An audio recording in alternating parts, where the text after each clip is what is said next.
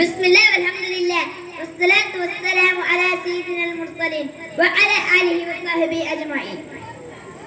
ಗೌರವಾನ್ವಿತ ಸಭಾಧ್ಯಕ್ಷರೇ, ಉಸ್ತಾದರುಗಳೇ, ಊರ ಮಹನೀಯರೇ, ಸಹಪಾಠಿಗಳೇ, ಅಲ್ಹಮ್ದುಲಿಲ್ಲಾಹ್